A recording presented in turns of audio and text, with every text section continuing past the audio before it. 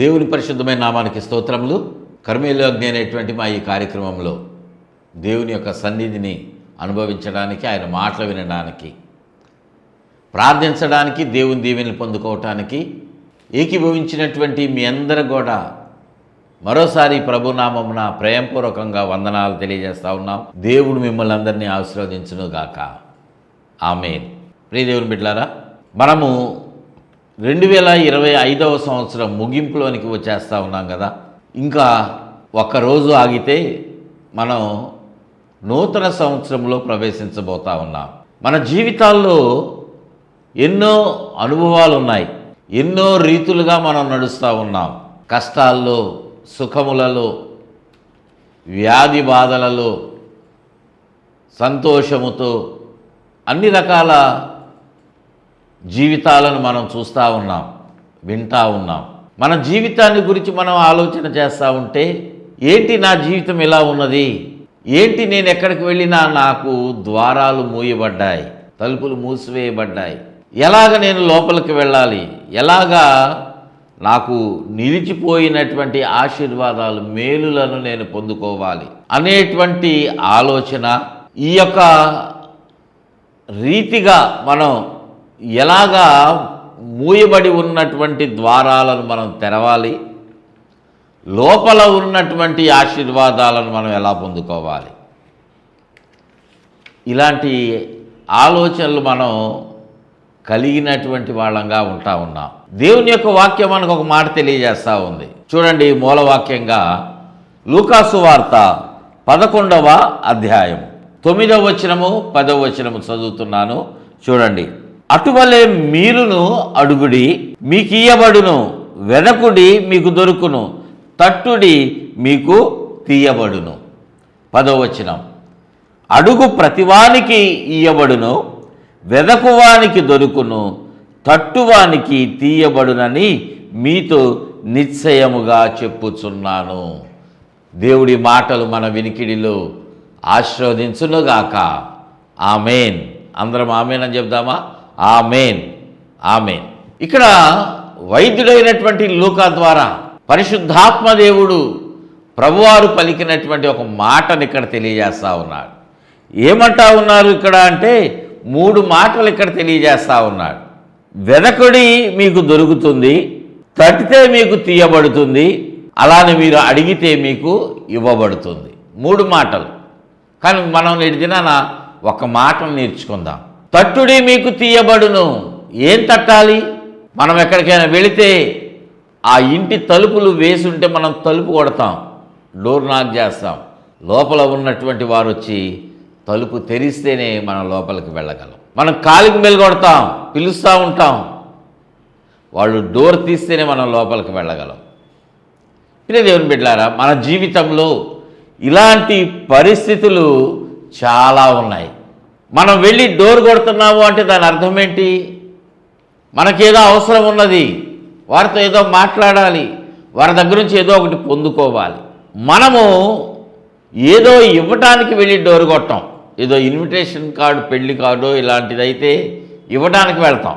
కానీ వారి దగ్గర నుంచి మనం పొందుకోవటం కొరకైతే మనము ఎన్నిసార్లైనా వెళ్ళి తలుపు కొట్టేటువంటి మనస్సును మానవుడు కలిగిన వాడుగా ఉన్నాడు. అవును కదా?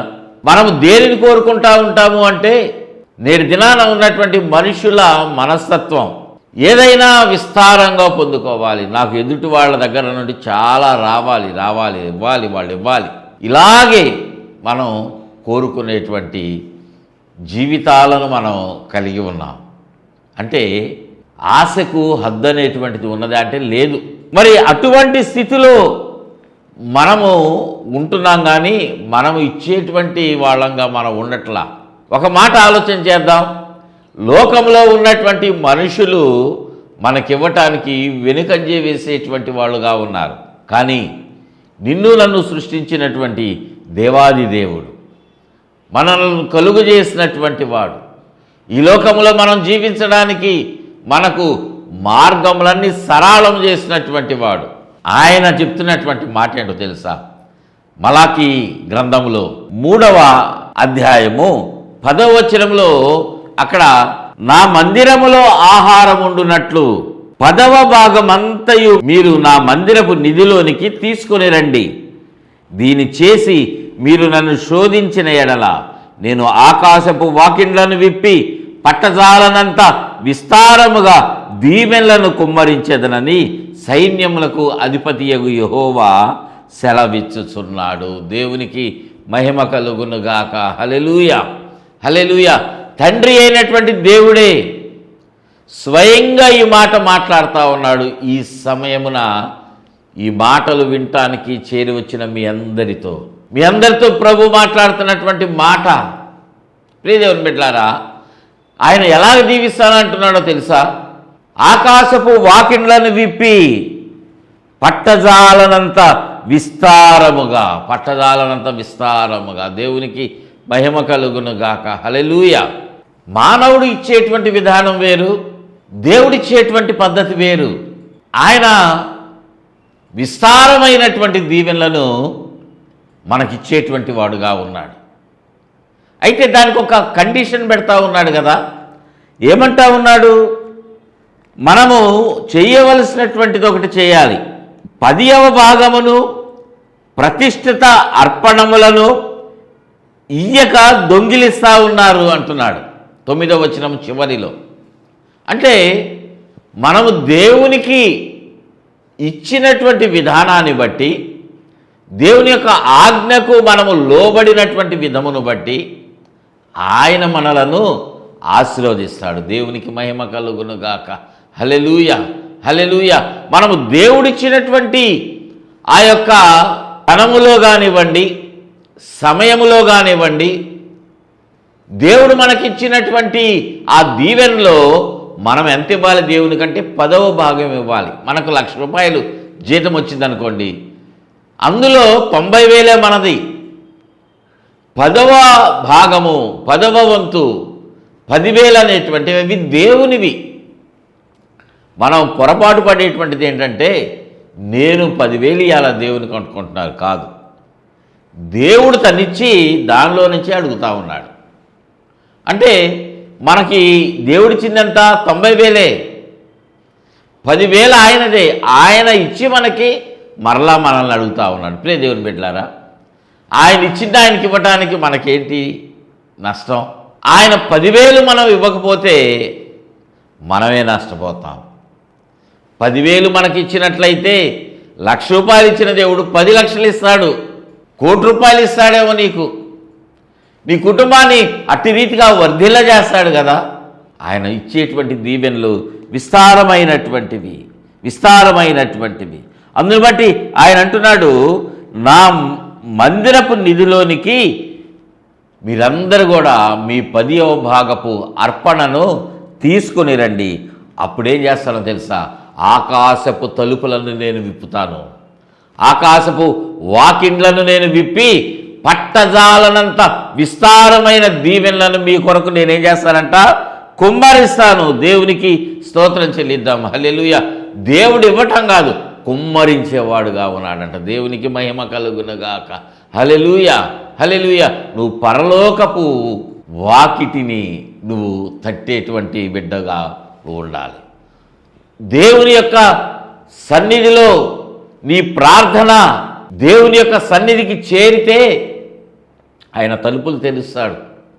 నీ ప్రార్థన ద్వారా ఆయన ద్వారపు తలుపులు నువ్వు కొట్టాల్సిందే. ఆయన తలుపు తెరచే వరకు మనం అనుకుంటాం, ఎంతసేపు ప్రార్థన చేయాలండి? 1 గంట, 1 రోజా, 1 వారమా? నేను ఉపవాసం కూడా ఉండి ప్రార్థన చేస్తున్నా, దేవుడు నన్ను ఆశీర్వదించటం లేదే అని అనుకుంటా ఉంటారు. ప్రియ దేవుని బిడ్డలారా, మీరు అలా అనుకోవద్దు. కానీ దేవుని యొక్క సన్నిధిని మీరు అనుభవిస్తూ దేవుని యొక్క కృపలో మీరందరూ ముందుకు సాగేటువంటి వారుగా ఉండాలి. దేవునికి మహిమ కలుగునుగాక. హల్లెలూయా, హల్లెలూయా. లేఖనములో దేవుడు చెప్తున్నటువంటి మాట ఏంటో తెలుసా? కొన్నిసార్లు అపవాది తలుపులు మూసివేసేటువంటి వాడుగా ఉన్నాడు. నీకు రావాల్సినటువంటి ఆ యొక్క దీవెనలను మూసివేసి ఆటంకం కలుగు చేస్తూ ఉన్నాడు. ప్రవక్త అయినటువంటి యెషయా ద్వారా పరిశుద్ధాత్మ దేవుడు ఒక మాట తెలియజేస్తూ ఉన్నాడు. యెషయా గ్రంథము 45వ అధ్యాయము 2వ వచనంలో అక్కడ చెప్తున్నటువంటి మాట ఏంటంటే, నేను నీకు ముందుగా పోవచ్చు, మెట్టగా ఉన్న స్థలములను సరళము చేసేదను. ఇది మొదటిగా చెప్తున్న మాట. నేను నీకు ముందు వెళ్తాను. ఎందుకో తెలుసా? నీ ముందు వెళ్ళేటువంటి మార్గములో కొన్ని స్థలాలు మెట్టగా ఉన్నాయి, ఎత్తుగా ఉన్నాయి. కొన్ని స్థలాలు కొండలుగా ఉన్నాయి. నువ్వు చాలా కష్టం ఎక్కటం. నేను వెళ్ళేం చేస్తానంటే వాటన్నిటినీ సరళం చేస్తా. తర్వాత 2వ మాట, ఇత్తడి తలుపులను పగలగొట్టేదను. నీ ముందు తలుపులు వేయబడ్డాయి. ఇత్తడితో తయారు చేసినటువంటి తలుపులు, చెక్కతో చేసినవి కావు, కొయ్యతో చేసినటువంటివి కావు. ప్రియ దేవుని బిడ్డలారా, మనం చూస్తూ ఉంటాం, కొన్ని పూరిళ్ళకైతే తడికితోటి తలుపు చేసి పెట్టి దానికి తాళం వేసుకుంటారు. కొంతమంది చెక్కతోటి చేసుకుంటారు. కొంతమంది వారికి ఉన్నటువంటి స్తోమతను బట్టి టేకుతోటి కూడా చేస్తారు.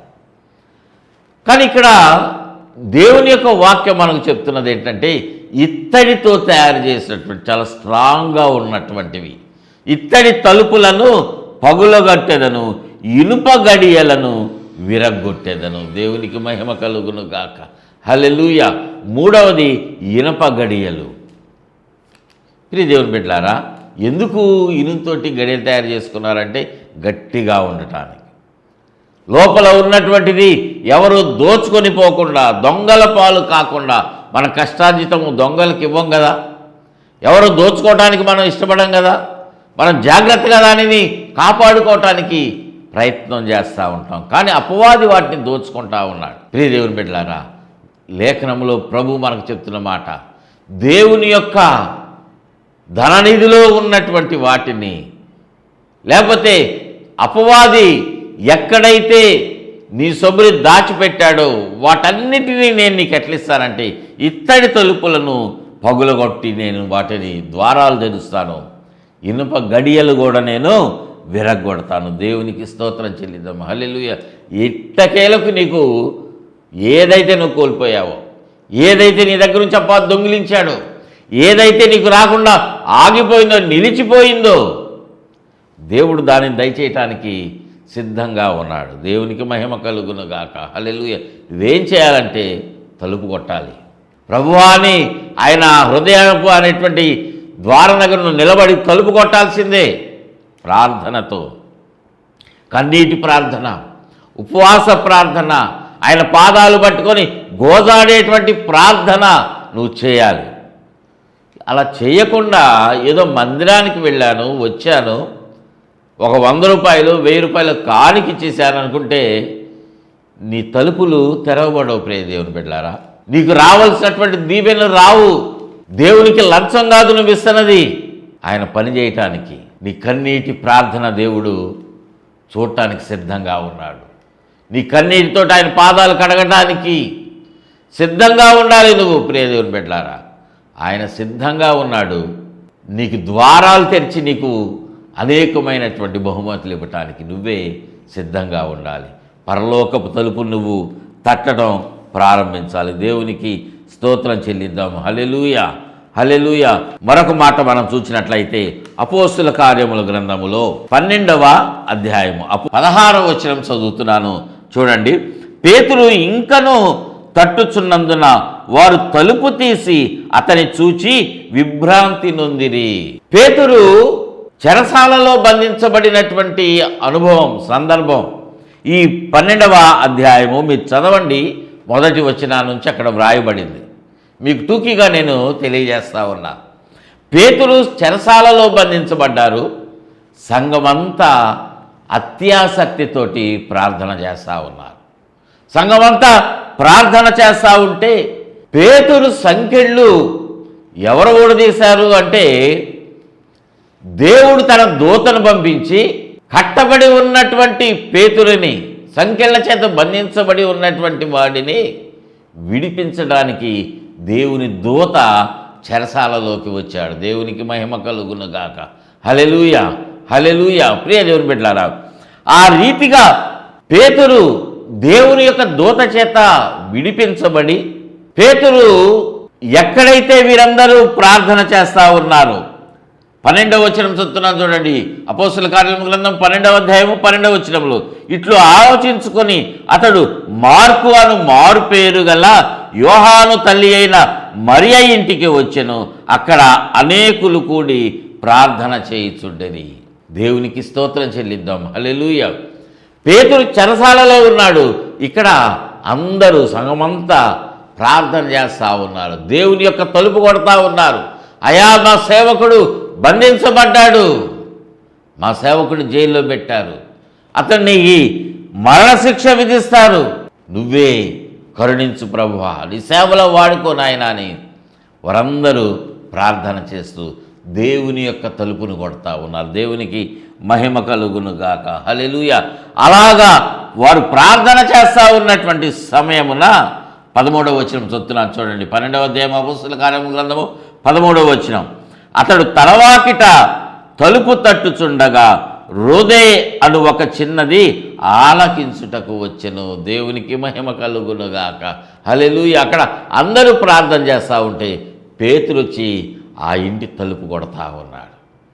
పేతురు వచ్చి తలుపు కొడతా ఉంటే ఒక అమ్మాయి అక్కడికి వచ్చేసి ఆ శబ్దం వినింది. పేతురు వచ్చి పిలుస్తూ ఉన్నాడు. అయితే 14వ వచనంలో వ్రాయబడింది, అలాగా తలుపు కొడుతున్నటువంటి ఆ పేతురు యొక్క స్వరము ఆమె గుర్తుపట్టి సంతోషము చేత ఆమె ఏం చేసిందంట, తలుపు తీయకుండా పరిగెత్తుకొని వెళ్ళి అక్కడ పేతురు ఉన్నాడు అనేటువంటి సందర్భాన్ని లోపల ప్రార్థన చేస్తున్న వాళ్ళకి చెప్తే వాళ్ళు అంటున్నారు, ఏంటలా చేస్తున్నావు, ఏం మాట్లాడుతున్నావు, నీకు తెలుసా, పేతురు రావటం ఏంటి, నువ్వు పిచ్చిదానివి అని ఆమె చెప్పినటువంటి దానిని నమ్మల. కానీ దగ్గరకు వచ్చి తలుపు తీసినప్పుడు అక్కడ పేతురు నిలబడ్డాడు. దేవునికి స్తోత్రం చెల్లిద్దాం. హల్లెలూయా. ప్రియ దేవుని బిడ్డలారా, నువ్వు ద్వారం వద్ద నుండి తలుపు కొడితే, ప్రార్థనతో నువ్వు తలుపు కొడితే ఏది బంధించబడి ఉంటుందో, ఎవరు లోపల నుండి రావకుండా, దేవుని యొక్క సన్నిధిలోనికి ప్రవేశించకుండా, దేవుని దీవెనలు పొందుకోకుండా అపవాది నిలిపివేశాడో దేవుడు ఆ తలుపులను పగలగొట్టేస్తాడు. దేవునికి మహిమ కలుగునుగాక. హల్లెలూయా. నువ్వు బంధించబడి ఉన్నటువంటి స్థితి నుండి నీకు విడుదల కలుగజేస్తాడు. ఏ దీవెనైతే నీ కొరకు ఆగిపోయి ఉందో దేవుడు దానిని విడుదల చేయడానికి సిద్ధంగా ఉన్నాడు. ఎందుకు ఆలస్యం చేస్తున్నారు? ఎందుకు ప్రార్థన చేయటం లేదు? ప్రార్థన చేస్తే దేవుని యొక్క ఆశీర్వాదాలు పొందుకుంటాం కదా. ఆయన ఇచ్చేటువంటి బహుమానాలు ఉన్నతమైనటువంటివి మనము పొందుకుంటాం. దేవునికి మహిమ కలుగునుగాక. హల్లెలూయా. చాలా అంశాలు ఉన్నాయండి చెప్పడానికి.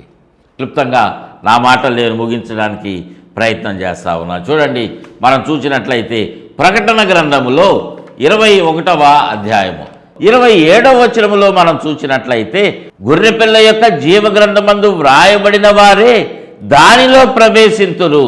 దేవునికి మహిమ కలుగునుగాక. హల్లెలూయా.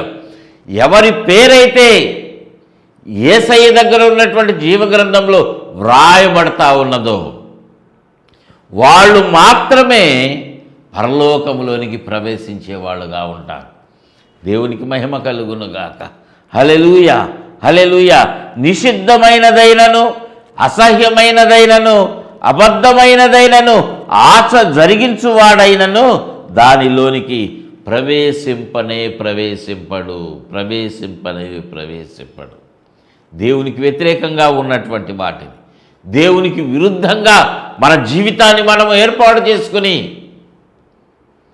ఈ లోకంలో మంచి పేరు నువ్వు సంపాదించుకోవచ్చు, మంచి హోదా నీకు ఉండొచ్చు, ఆస్తిపాస్తులు ఉండొచ్చు, ఎంతో ధనం ఉండొచ్చు, ప్రపంచంలోనే నెంబర్ 1గా నువ్వు డబ్బును కలిగినటువంటి వానిగా ఉండొచ్చు. కానీ దేవునికి వ్యతిరేకంగా నువ్వు నడిచినట్లయితే, దేవుని యొక్క వాక్యాన్ని త్రోసివేస్తే, ఆయన రక్తాన్ని నువ్వు ఆశ్రయించకుండా, ఆయన రక్తంతో కడగబడకుండా, నీ పాపాలు ఒప్పుకోకుండా, దేవుని యొక్క మాటకు లోబడకుండా నువ్వు ఉన్నట్లయితే, ప్రియ దేవుని బిడ్డలారా, ఖచ్చితంగా నువ్వు అగ్నిగుండానికి వెళ్తావు. పరలోకంలో నీకు ప్రవేశం అనేటువంటిది ఎంత మాత్రం కూడా ఉండదు, ఎంత మాత్రం ఉండదు. తలుపు మూసివేయబడుతుంది, మూసివేయబడుతుంది. చూడండి, ప్రకటన గ్రంథము 21వ అధ్యాయము 23వ వచనం నుండి చదువుతా ఉన్నాను, 26వ వచనం వరకు. అక్కడ వ్రాయబడినటువంటి మాట, ఆ పట్టణములో ప్రకాశించుటకై సూర్యుడైనను చంద్రుడైనను దానికి అక్కరలేదు, దేవుని మహిమయే దానిలో ప్రకాశించుచున్నది, గొర్రెపిల్లయే దానికి దీపము, జనములు దాని వెలుగునందు సంచరింతురు, భూరాజులు తమ మహిమను దానిలోనికి తీసుకొని వత్తురు, అక్కడ రాత్రి లేనందున దాని గుమ్మములు పగటి వేళ ఏమాత్రమును వేయబడవు, జనములు తమ మహిమను ఘనతను దానిలోనికి తీసుకొని వచ్చెదరు. దేవునికి మహిమ కలుగునుగాక. హల్లెలూయ. పరలోకములో జరగబోతున్నటువంటి దినములలో, రాబోయేటువంటి కాలంలో ఈ పరిస్థితిని నేను చూడబోతా ఉన్నాను, నువ్వు నమ్మినా నమ్మకపోయినా. చాలామంది ఏమంటారు తెలుసా, మనం వింటున్నటువంటి మాట, పరలోకం ఉందా, స్వర్గం ఉందా, నేను చూస్తే నమ్ముతా, నేను చూస్తే దానిని అప్పుడు నేను నమ్ముతా, అక్కడ యేసు ప్రభు వారు ఉంటే అప్పుడు నేను యేసుని దేవుడిగా చూస్తా. ఇవన్నీ పిచ్చి మాటలు, దేవునితోటి ఆటలుగా మాట్లాడుతూ ఉన్నారు. ప్రియ దేవుని బిడ్డలారా, దేవుని యొక్క వాక్యాన్ని మనం విశ్వసించాలి, దేవుడు చెప్పినటువంటి మాట మనము నమ్మాలి. నువ్వు విశ్వసిస్తే నీ జీవితంలో కార్యాలు నువ్వు చూస్తావు. యేసుని వెంబడించేటువంటి మార్గం అంతా విశ్వాసం మార్గం అండి. మనం విశ్వాసంతో చేయాలి, చూస్తే చేసేది కాదు, విశ్వాసముతో. ఎందుకు విశ్వసించలేకపోతా ఉన్నావు? ఎందుకు పట్టజాలనంత దీవెనలను పొందుకోకుండా ఉన్నావు? నాకు మనం చదివినటువంటి మలాకీ గ్రంథ ప్రకారంగా ఎందుకు దేవుని యొక్క ఆకాశపు వాకిళ్ళు విప్పబడట్లేదు అంటే, ఎందుకు అవి మూయబడి ఉన్నాయంటే అది నీదే తప్పు. నువ్వు విశ్వాసం చూపించట్లా, యేసయ్యను నమ్మట్లా, నువ్వు వాగ్దానాలు పొందుకుంటున్నావు కానీ నువ్వు అందులో ప్రవేశించలేకపోతా ఉన్నావు. మత్తయి సువార్త 25వ అధ్యాయంలో పరలోక రాజ్యానికి సంబంధించినటువంటి ఒక సాదృశ్యము, ఒక పోలిక అక్కడ తెలియజేయబడింది. 10 మంది కన్యకలను గురించి వ్రాయబడింది. అందులో 5గురు బుద్ధి కలిగిన వారు, 5గురు బుద్ధి లేని వారు. చదవడానికి సమయం లేదు కనుక 2 మాటలు మీకు చెప్తా ఉన్నా, మీకు తెలిసినటువంటి మాటలే. బుద్ధి కలిగినటువంటి వాళ్ళు ఎలాంటి వాళ్ళంటే, నూనెతో వారు దీపాలను వెలిగించుకోవడానికి కావలసిన నూనెను సిద్ధపరచుకొని ఉన్నారు. మిగిలిన 5గురు కూడా దీపాలు ఉన్నాయి కానీ నూనె లేదు. కారణము వాళ్ళు సిద్ధపడలా. కానీ వారు బయటకు వెళ్ళి కొనుక్కొచ్చుకునేసరికి పెండ్లి కుమారుడు వచ్చేసాడు, తలుపు మోయబడింది. తలుపు కొడితే తీస్తారా? ఇప్పుడు అంతటా తలుపు వేయబడింది. ప్రియ దేవుని బిడ్డలారా, మన జీవితంలో ఇదొక గుర్తుగా ఉండబోతా ఉంది. ఈ లోకంలో అనేక మంది జీవితాలు తలుపు వేయబడిన తర్వాత వచ్చి యేసయ్య తలుపు కొడతా ఉన్నారు, యేసయ్య తలుపు కొట్టేటువంటి స్థితిలోనికి వెళ్ళబోతా ఉన్నారు. అంటే ఈ లోకములో మనము జీవించి ఉన్నప్పుడే ప్రభు దగ్గరికి రావటం మనం ప్రయత్నం చేయాలి. ప్రభు పాదాలు పట్టుకోవాలి, ఆయన రక్తంతో కడగబడాలి, ఆయన వాక్యమును మనం నమ్మాలి, వినాలి, బలం పొందుకోవాలి. వాక్యం అనేటువంటి కత్తి పెట్టి మన అపవాదిని జయించాలి. అప్పుడే మనకు విజయం, అప్పుడే మనకు తలుపు తెరవబడుతుంది, అప్పుడే మనం లోపలికి ప్రవేశించగలం. తలుపు మూయబడితే జాగ్రత్త ప్రియ దేవుని బిడ్డ, తలుపు తెరవబడదు. ఆయన వేసిన తలుపు తీయటానికి ఎవరికి అధికారం లేదు. తీసి ఉన్నప్పుడే మనం లోపలికి ప్రవేశించాలి. మనము దేవుడిచ్చినటువంటి అవకాశాన్ని మనం సద్వినియోగం చేసుకోవాలి. చేసుకుంటున్నారా ప్రియ దేవుని బిడ్డలారా? ఎవరైతే తలుపు కొడతారో, నేను తలుపు తీస్తా, వారు లోపలికి వచ్చినప్పుడు నేను వారితో పాటు, వారు నాతో కలిసి మేము మంచి భోజనం చేస్తాం. దేవునికి స్తోత్రం చెల్లిద్దాం. హల్లెలూయా. నేను ఇచ్చేటువంటి ఈవులన్నీ కూడా, నేను ఇచ్చేటువంటి ఆశీర్వాదాలన్నీ కూడా వాళ్ళు అనుభవిస్తారు. నువ్వు అనుభవించడానికి సిద్ధంగా ఉన్నావా? ప్రియ దేవుని బిడ్డ, ఆలోచన చేయండి. తలుపు కొడుతున్నారా? ఆలస్యం అయిపోయిందేమో. ఇప్పటికైనా మేల్కొని నిద్రమత్తును వదిలి సంవత్సరములో చివరిలోనికి మనం వచ్చేసాం. కొన్ని గంటల్లోనే మనం నూతన సంవత్సరంకి వెళ్ళబోతా ఉన్నాం. సమయమును వృధా చేసుకోవద్దు. దేవుని యొక్క తలుపు కొట్టండి.